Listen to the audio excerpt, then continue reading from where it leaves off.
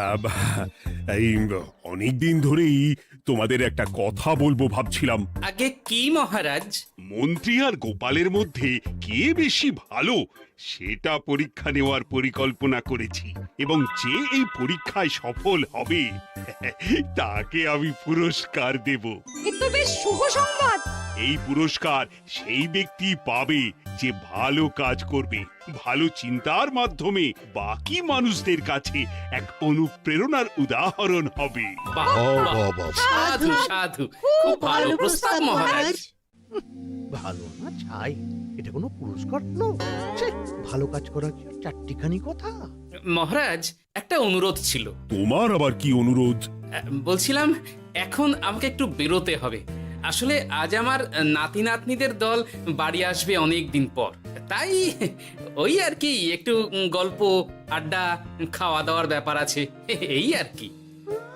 কোথাকার কোন রাজা এলো আমার? যখন ইচ্ছে আসবে, যখন ইচ্ছে যাবে, আর সেগুলো নাকি আমাদের মেনেও নিতে হবে। উফ, মন্ত্রী, এই হিংসুটে পানাগুলো কবে বন্ধ হবে তোমার বলো তো? তুমি যাও তো গোপাল। মানুষের ভালোবাসা পাওয়া, জনপ্রিয় হওয়া এত সহজ নয়। অনেক ধন্যবাদ মহারাজ।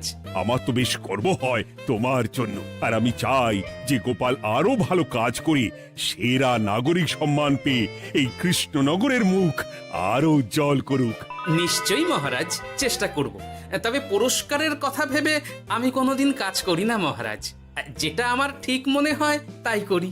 এবার আমায় অনুমতি দিন, আমি আসি। হুম, বেশ বেশ, যাও যাও।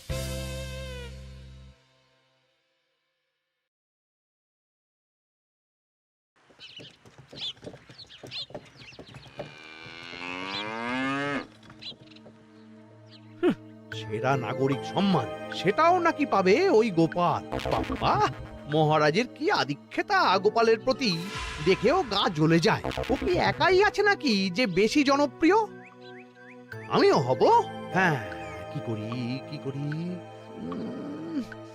যাই, একটু গোপালের বাড়ি উঁকি মেরে দেখে আসি যে কি এমন মহান কাজ করে।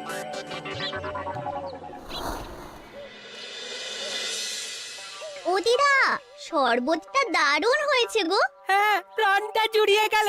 আর একটু খাবি নাকি তোরা? না না গিন্নি, বেশি শরবত খেলে বাকি কিছু আর খেতে পারবো না। তুমি বরং ওই তরমুজ, জাম, যা যা ফল এনেছি সব এনে দাও। আচ্ছা আচ্ছা, সেই ভালো। আজকের দিনটা পুরো জমে গেল, মানে কোনো তুলনা হয় না। সে আর বলতে, গোপাল দাদুর জায়গা কেউ কোনোদিনও নিতে পারবে না। কয়জন দাদুকে দেখেছে ওরা জীবনে? এসব তো আমিও খাওয়াতে পারি। বেশি বাড়াবাড়ি।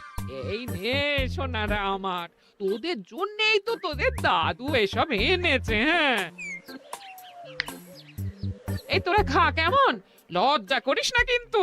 সে আর বলতে, ও দাদু, তুমি এবার পরের গল্পটা বলো তো।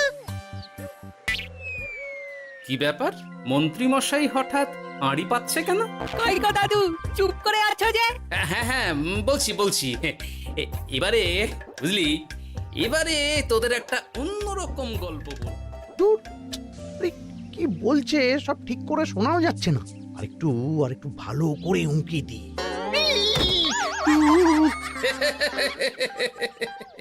কি মন্ত্রী মশাই, ধরা পড়ে গেলেন তো? ওই জন্যই বলে অতি কৌতূহল ভালো নয়। কিসের কৌতূহল শুনি?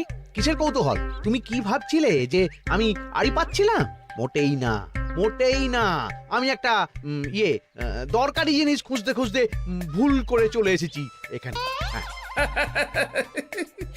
আপনি কত ধরনের ভুল করতে পারেন সেসব আমার জানা আছে মন্ত্রী মশাই। এখন আমি সব আপোষ করে নিচ্ছি। এরপর এমন হবে যে লোকে তোমাকে পাপোশ করেও পুজবে না। না, কেমন যেন ঠেস মেরে কথাগুলো বলে গেলে মনে হচ্ছে। মন্ত্রী মশাই অমন করে রেগে গেলেন কেন গোপাল দাদু? আমিও তো সেটাই ভাবছি রে। যাকে সেসব বাদ দে, নে আমরা বরং গল্পে ফিরি। সেই ভালো।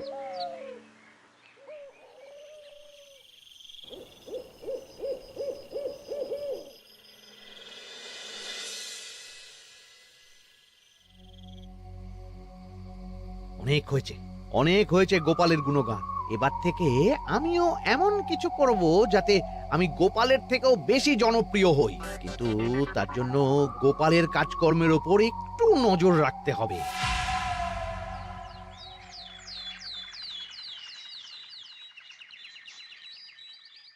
শোন বটাঘটা, কয়েকদিন তোদের গোপালের ওপর পুরো নজর রাখতে হবে। গোপাল কিভাবে কি করছে, কেমন করে করছে, সব এসে আমাকে জানাবি তোরা। আচ্ছা মন্ত্রীমশাই, চিন্তা করবেন না। একেবারে গোপালের দিন পঞ্জিকা বানিয়ে দেব আপনাকে।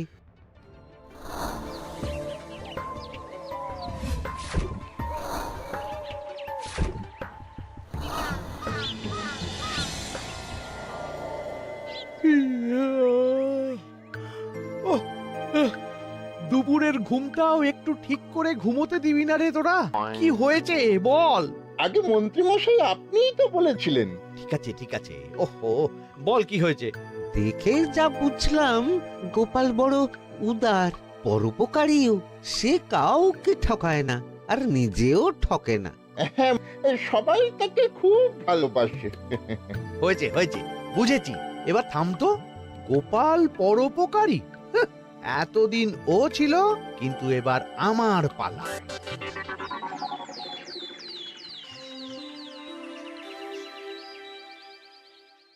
মহারাজ, আমার একটা কাজ আছে, তাই আজ একটু তাড়াতাড়ি বেরোতে হবে। দয়া করে অনুমতি দিন। তোমার আবার আজ কি কাজ আছে? কেন মহারাজ, আমার কি কোনো নিজের কাজ থাকতে পারে না? আপনার যদি আমার উপর কোনো সন্দেহ থাকে, তাহলে আপনি নজর রাখতে পারেন। আহা মন্ত্রী, আমি কি সে কথা বলেছি একবারও? তাহলে এটা যদি গোপাল বলতো, তাহলে কি আপনি ওকে এত প্রশ্ন করতেন? এর মধ্যে আবার আমি আসছি কোথা থেকে? দেখছেন তো মহারাজ, কেমন আগ বাড়িয়ে ঝগড়া করতে আসে। ওহো, ঠিক আছে মন্ত্রী, তুমি যাও। ও কি, আবার কি হলো? প্রণাম করছো কেন? এই, ভালো কাজ শুরু করার আগে আপনার আশীর্বাদ নিয়ে নিলাম মহারাজ।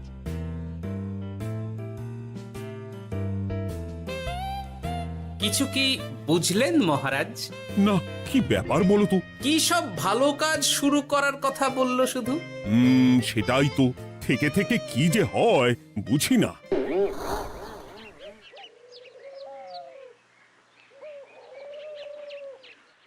তা বলেছিলাম, সব মনে আছে তো? আজ থেকে তোদের কাজ হলো শুধু আমার গুণগান করা, লোকের কাছে আমার কাজের প্রশংসা করা। আচ্ছা মন্ত্রীমশাই। আপনি যেমন বলেছেন ঠিক তেমনটাই হবে।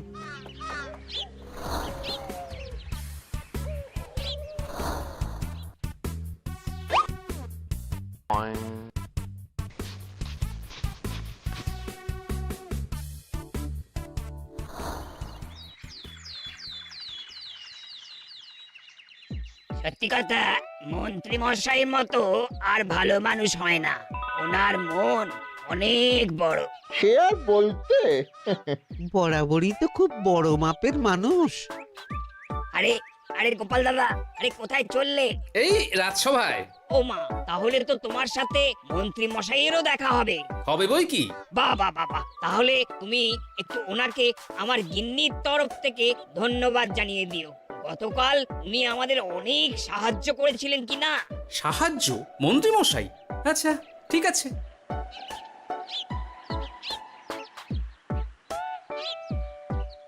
কিরে, কোথায় যাওয়া হচ্ছে সব? আজকাল তো তোদের দেখতেই পাওয়া যায় না। বাড়িতেও গল্প শুনতে আসিস না তোরা। কি করে যাবো বলো তো গোপাল দাদু, সময় হয় না তো। সে কি কথা? খুব চাপ চলছে নাকি? না না, সে কথা নয়। আসলে মন্ত্রী মশাইয়ের বাড়িতে একবার ঢুকলে খাওয়া দাওয়া গল্প খেলা সবকিছু সেরে বেরোতেই অনেক দেরি হয়ে যায়, তাই আর তোমার বাড়িতে যাওয়ার সময় হয় না। মন্ত্রী মশাইয়ের বাড়ি? ও, মন্ত্রী মশাই মনে হয় ভালোই সবার মনে জায়গা করে নিচ্ছে। যাকে ভালো কথা, সবার ভালো হলেই ভালো। তা মন্ত্রী, চারপাশ থেকে তো তোমার নামে বেশ ভালো ভালো কথাই শুনছি। খুব ভালো। এইভাবেই মানুষের পাশে থাকো সব সময়। এখন তো গোপালের থেকেও সবার মুখে তোমার নামই আগে আসে। বেশ হয়েছে, এটাই তো চাইছিলাম। গোপালকে ছাপিয়ে গেল মন্ত্রীর কাজ, সকলের মুখে তাই ওর নাম আজ। ও কি গোপাল, তুমি এত চুপচাপ কেন? সবাই এখন আমায় বেশি ভালোবাসে, এতে কি তোমার কোনো অসুবিধা হচ্ছে গোপাল? অসুবিধা? কি যে বলেন মন্ত্রী মশাই, এটা তো খুব ভালো কথা।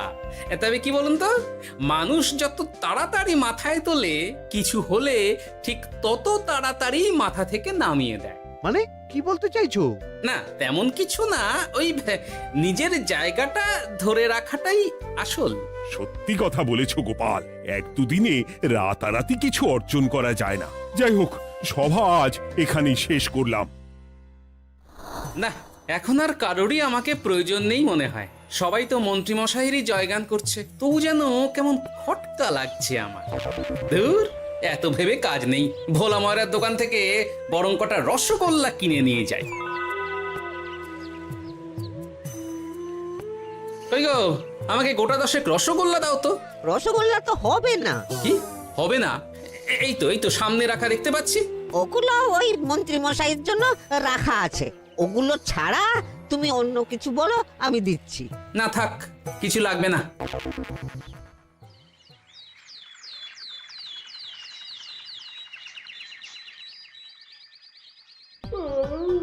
ও কি গো, বলি কত বেলা হয়ে গেল, তুমি এখনো রাজসভায় গেলে না? কদিন ধরে দেখছি কিছু হয়েছে, আর তোমার রাজসভায় বলি যেতে ইচ্ছে করে না বুঝি?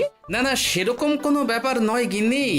আমি দেরি করে যাই কি তাড়াতাড়ি, কোনো কিছু তো আর কারো জন্য থেমে থাকে না, বলো গিন্নি? মন্ত্রী মশাই তো আছেন, তাহলেই চলবে। এ আবার কেমন কথা? কিছু না, আমি বেরোলাম।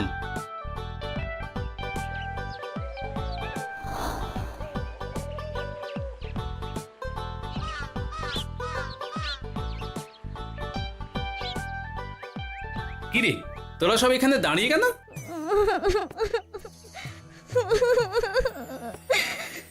আমরা সব পরীক্ষায় শূন্য পেয়েছি, তাই আমাদের শাস্তি দিয়েছে। আসলে আমরা এতদিন কোনো পড়াশোনা করিনি তো বাড়িতে, পুরো সময়টা শুধু ওই মন্ত্রী মশাইয়ের বাড়িতে মজা করে কাটিয়েছি, তাই এমন হয়েছে। তা নিজের ভুলটা যে বুঝতে পেরেছিস, এটাই অনেক। এই কারণেই বলে নিজের কাজ নিজেকেই করতে হয়, বুঝলি? এরপর মন দিয়ে পড়াশোনা করবি, সব ঠিক হয়ে যাবে।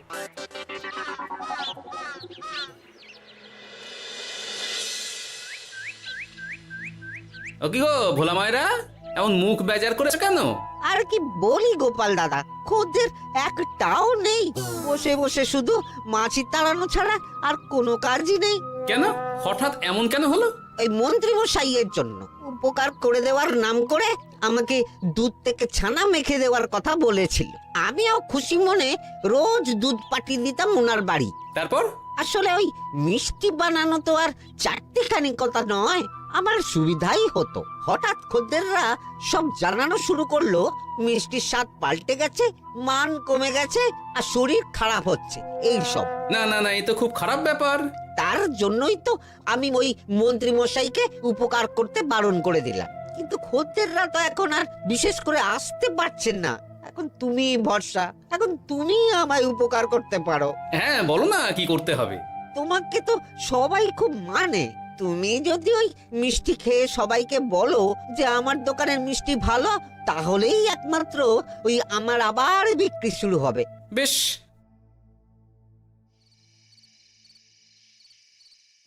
শোনো শোনো, তোমাকে না একটা কথা বলার আছে। কি কথা? তুমি ভালো মানুষই করছো, তাতে তোমার লাভ, আমার কি লাভ আছে তাতে? মানে তোমার আবার কি চাই? সোনার গয়না, আমার একটা নতুন সোনার হার চাই। হ্যাঁ, না দিলে কিন্তু আমি চলে যাব। ওই দেখো, আচ্ছা ঠিক আছে ঠিক আছে, দেবো। ও মা, তাই? সত্যি তুমি খুব খুব ভালো। আমি তোমাকে যতটা কিপটে ভাবতাম, তুমি ততটাও কিপটে না। না গিন্নি, তোমার গয়না আমি গড়াবো, কিন্তু খরচ আমি করব না। যাকে বলে মাছের তেলে মাছ ভাজা। সে আবার কি করে সম্ভব? তুমি দেখোই না।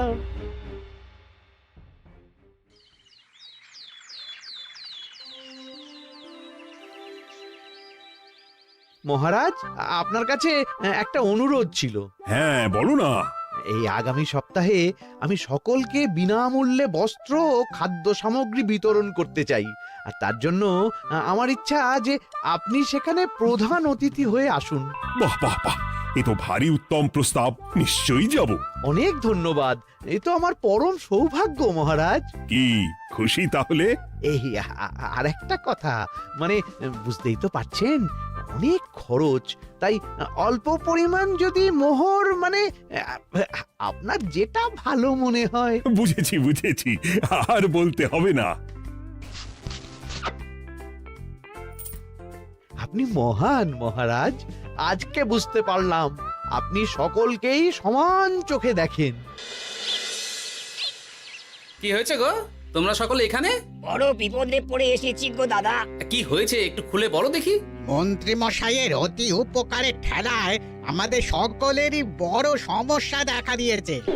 প্রথম বুঝতে পারিনি, কিন্তু এখন বুঝতে পারছি। দয়া করে কিছু একটা করো গোপাল দাদা। বুঝলাম, ঠিক আছে, আমি দেখি কি করতে পারি। যা বুঝছি, কিছু একটা করে মন্ত্রীমশাইয়ের উপকার থেকে সকলকে বাঁচাতেই হবে। কিন্তু কি করি পেয়েছি উপায়। সামনেই বস্ত্র ও খাদ্য সামগ্রী বিতরণের অনুষ্ঠান করবে বলেছে না? ওটাতেই কিছু একটা করতে হবে। যা বললাম তাহলে বুঝলি তো? ভালো করে মন্ত্রীর উপর নজর রেখে আমাকে সবটা জানা। হ্যাঁ গোপাল দাদু, কোনো চিন্তা করো না, মন্ত্রী মশাইয়ের আসল রূপ সামনে আসবেই।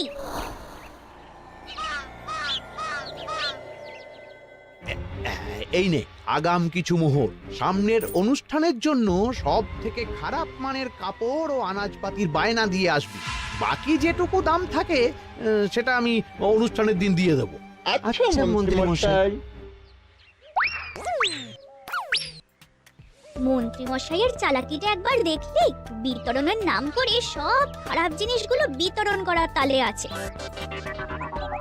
খুব ভালো কাজ করেছিস। এখন বরং তোরা যা, আমাকে একটু বেরোতে হবে, বুঝলি? আচ্ছা দাদু।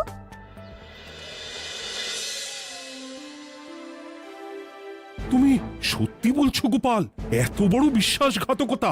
আমার থেকে মোহর নিয়ে, আমার হাত থেকে উপহার নিয়ে আমার প্রজাদেরই ঠকানো। এখনই তাহলে ওই মন্ত্রীকে ডেকে এনে শাস্তি দেওয়া হোক।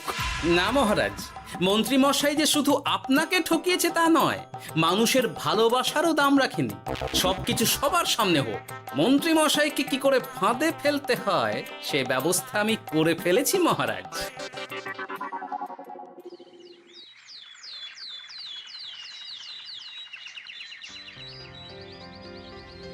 যাক বাবা, এই সুযোগে প্রচুর মোহর হাতে চলে এলো।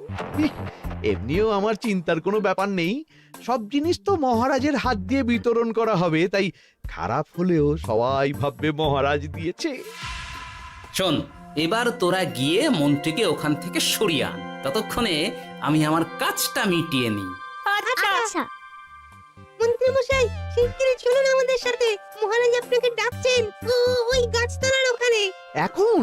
হ্যাঁ, মহারাজ তো আপনার উপর খুব খুশি, তাই দেখে মনে হলো কোনো একটা উপহার দেবেন আপনাকে। তাই নাকি? বটেই তো। আমি এক্ষুনি যাচ্ছি। এবারে জমবে মজা।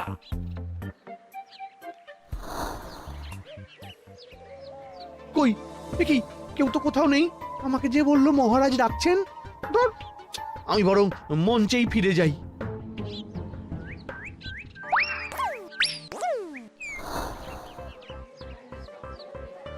মন্ত্রী মশাই, আমরা চলে এসেছি।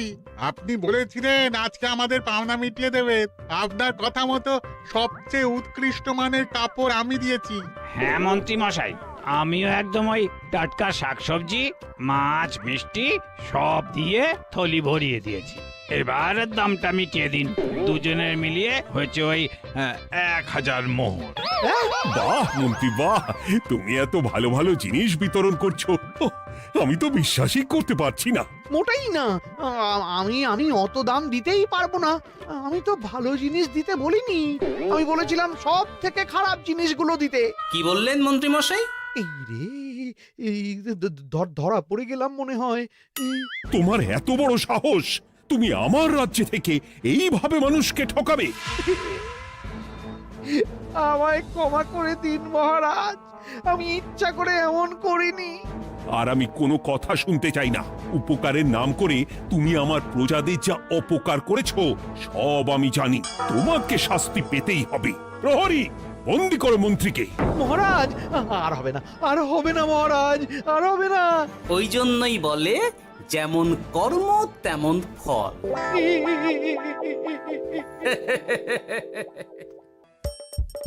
হাসির রাজা, জ্ঞানের রাজা, রসিক রাজা, গোপাল ভাঁড়।